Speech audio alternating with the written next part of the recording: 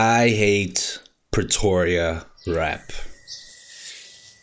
Summer 2015, a song was released cementing the power of a superstar, but also introducing a brand new one to the scene.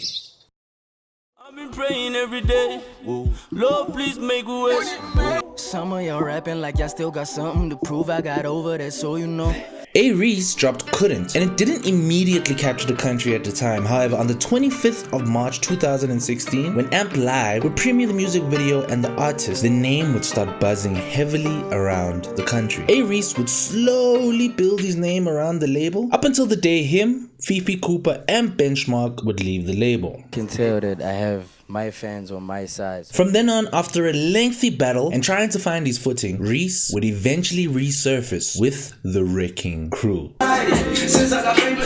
After making hits independently with the Wrecking Crew, things would start to shape up, making Reece a mainstay for events. He wanted to use his star power to bring on people from his city. Let's set the scene. During a house session with the Wrecking Crew, after being kicked out of Honeydew, Reece would suggest that they go live in Pretoria. Once they get to Pretoria, Reece would suggest that he bring his crew, 1000 Degrees, to come and live in with the Wrecking Crew. The rest of them, probably not wanting to upset the main attraction of the crew, agreed. Something that they didn't expect though was that there would be 6 other niggas living in the already crowded house. The worst part about it is the arrival of the Pretoria crew almost caused a slow rift between the two crews. PTA, being 1000 Degrees, went with Reece, while the other faction would be around Flame, which, if you think about it, was so unnecessary because they literally only really dropped one song together, being the real nigga tale. I don't really want to go too deep in the Wrecking Crew story because I have a whole Wrecking Crew video coming soon. At this point, I just want to focus on this right here. Words would be the only guy in the crew that would survive outside of the 1000 Degrees / rubber band name. In fact, he's the reason why I made this video. Words recently just dropped probably a top 3 rap project in SA in the past 3 years.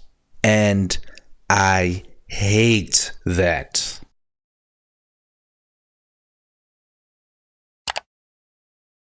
Now, from the early 2000s, when SA hip-hop would start receiving its first taste of success in the mainstream with acts like Squatter Camp, Pro Kid, Proverb, and Double HP, we would mostly see a good mix of South African talent being given the spotlight. Squatter Camp had a mix of guys with Slicker being from the East, Sugar Smacks being from Soweto, Flabo being from Alex, Pro Kid being from Ejangalala Msotra, Double HP being from Mufftown, and Proverb being from Kimberley. You did have other parts of the country being represented at the time, with the point being that hip-hop was an organically diverse place in SA. The sounds coming from South Africa were all different. I mean, it was a melting pot of different creatives bringing their version of the South African story. I mean, for instance, you had hit songs from guys like Double HP, Music and Lights, which was heavily Kwaito influenced. Pro Kid, who had songs like Wozobona, which had the overseas rock influence sampling, and then Bamba, which fused that rock sampling with the Kwaito that Double HP had been using, birthing a small subgenre called Kasi Rap. KO using a bit of that Kasi Rap influence, and then using the influence of DJ Mustard's simple but catchy beats from the Bay Area, making his Kanda birth the smash hit.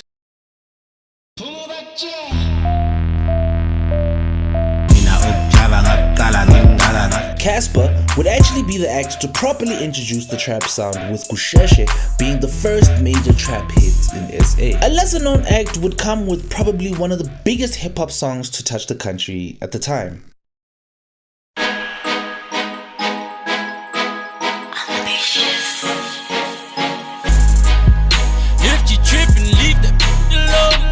Now this is where the issue started. This is the beginning stages of the problem that I wanted to tackle today. I could actually say that it started with Casper, but okay, let me explain. You see, all the other hits I mentioned above, most of them, the creative control was handled by the artists themselves. For a long time, hip-hop in SA was seen as the black sheep of South African music. It was made to feel inauthentic to the South African culture. So for a long time, hip-hop was basically shunned upon, and the players within the industry had to do everything themselves. I mean, you had guys like Squatter Camp released through their own label, Kulichana being one of the first huge independent mainstream acts with no record label backing him, and obviously Casper.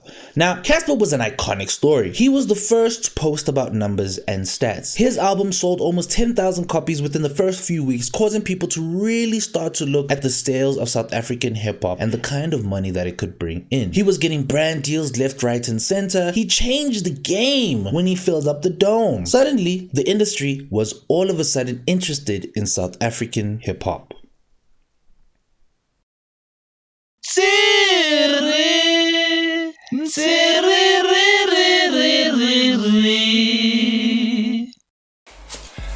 Alright, what's happening, y'all? So I had to switch it up a little bit because I wanted to tell you that I'm working.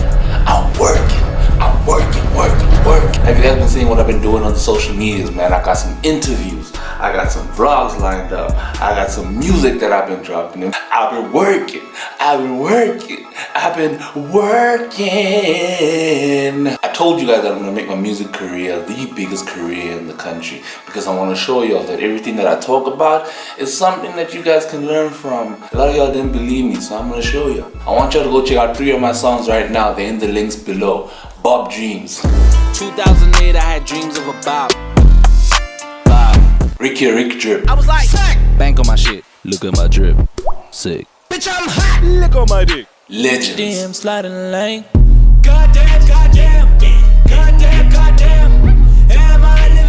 Those are all my songs. I dropped 3 in 1 month. I'm dropping another one in the next week. Y'all better get ready for that. Alright, just to switch it up a little bit, I'm gonna introduce the song of the day. My boy, MG, featuring Flame.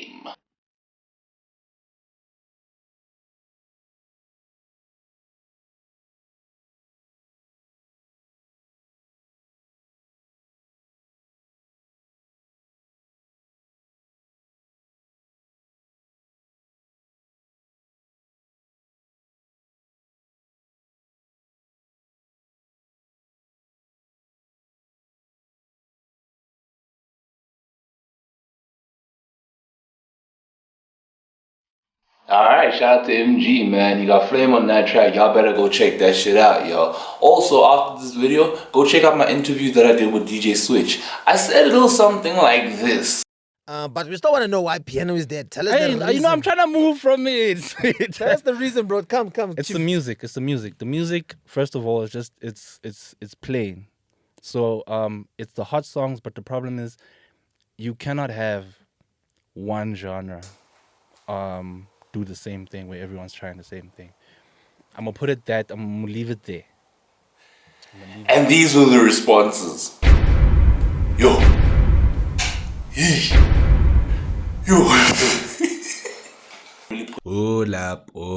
Pull up, shit, nigga. Wool up, nigga. Wool up. Just wool up. So I need y'all right now, guys, to go follow me on Instagram at this very moment. I gotta look like something when I pull up to these artists, Joe. I don't even have 1,000 followers on Instagram, but there's 10,000 of you guys here in YouTube. So I'm gonna give y'all 5 seconds to do it right now.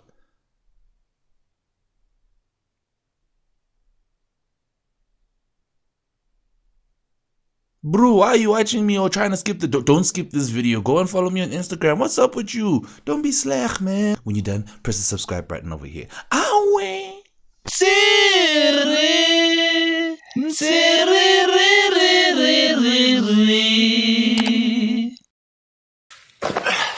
So, for a very long time in the South African music industry, there's been a very silent but very visible push of acts outside of the Johannesburg general area. The industry has always had an agenda of purposely sidelining Gauteng, specifically Johannesburg acts, from the mainstream, even though the industry is in Johannesburg. I'm going to touch on a very good example of this now. Let me just quickly set the scene. The downfall of South African hip-hop began when one of the biggest hip-hop songs in South Africa was released.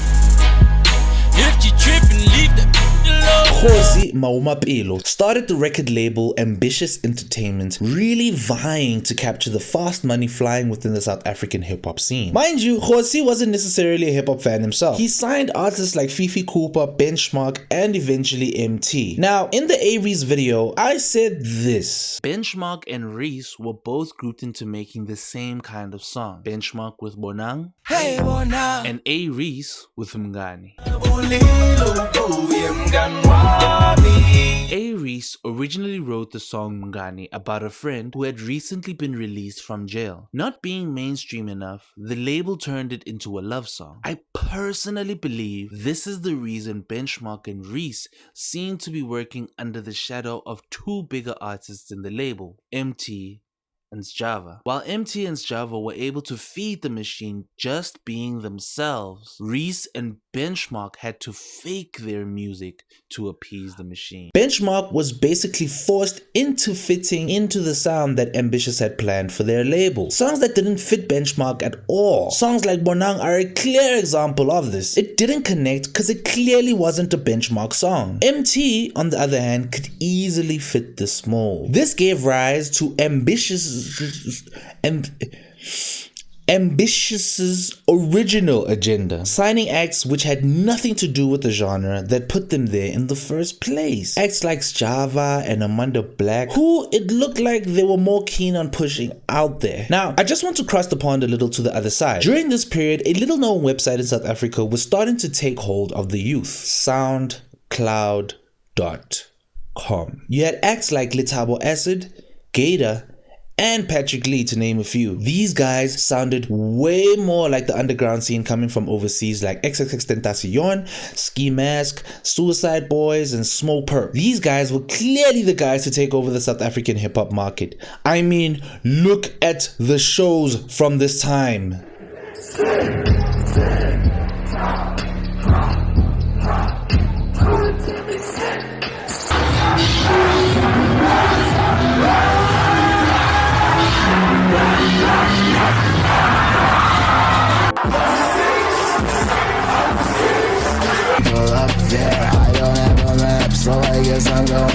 There's no denying that this is the route that South African hip-hop should have taken around that time. This is where it should have gone organically. The people were vying for these guys to be the next ones, and when Ambitious was looking to sign new hip-hop acts to the label, they went with Black Diamond.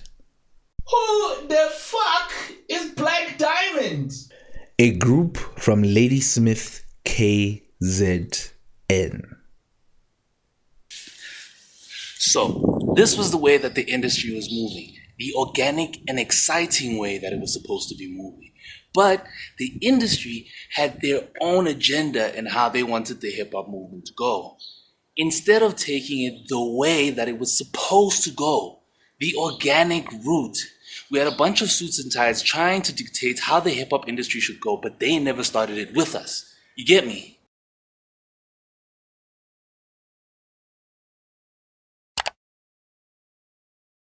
So the music industry in South Africa is pretty small, as much as we would like to think otherwise. And the number of acts that are making it long, and being long-lasting are not that many.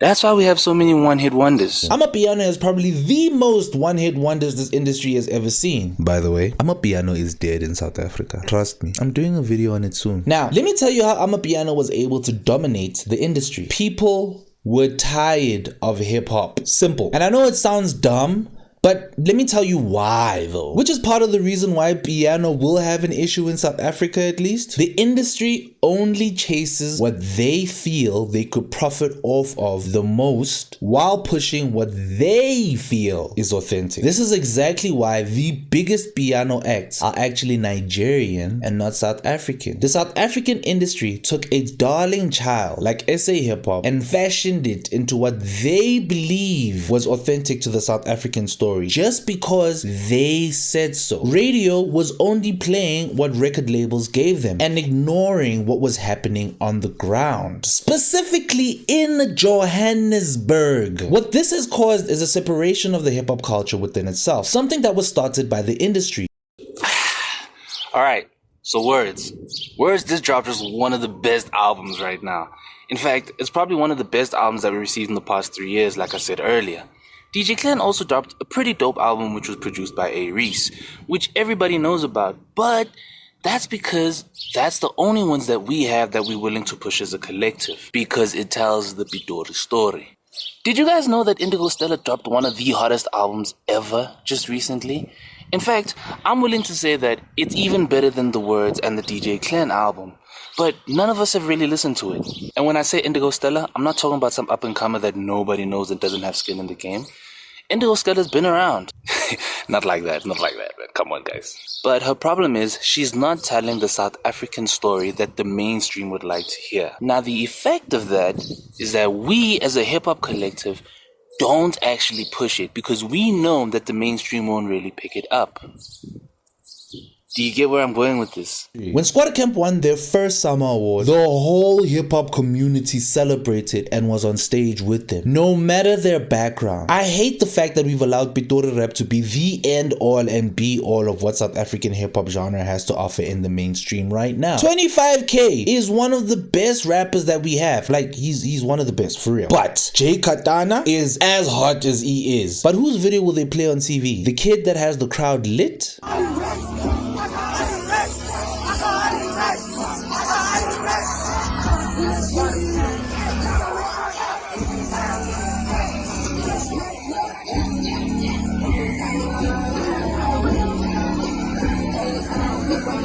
Or are they gonna play this guy just cause he's speaking Tswana?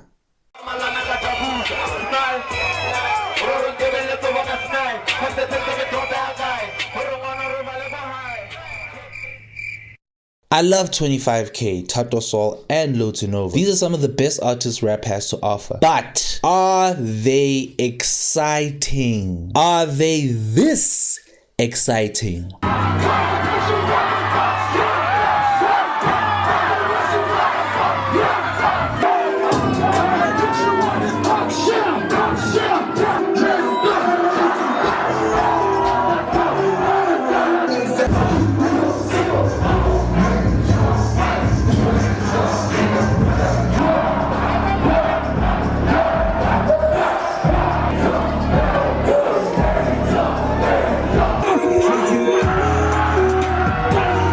This has broke the excitement of hip-hop in SA. It doesn't matter what the artist sounds like or if it's not your version of the South African story. You should be playing what is currently exciting. Put on acts that people want to see up there from the beginning. That's what will bring South African hip-hop up again. We need to collectively forget about what the industry wants to push to us, and we need to dictate ourselves what we want to see out there. I mean, look at how quickly they abandoned us as soon as Amabiano took over. In fact, I made a similar version of this argument before. South Africa has taken what the American version of what an African should and should not be, which is crap. Africa is a melting pot of different ethnicities and influences. BET is a channel that's pushing this narrative the most. Click on the video on the screen right now to see exactly what I'm talking about.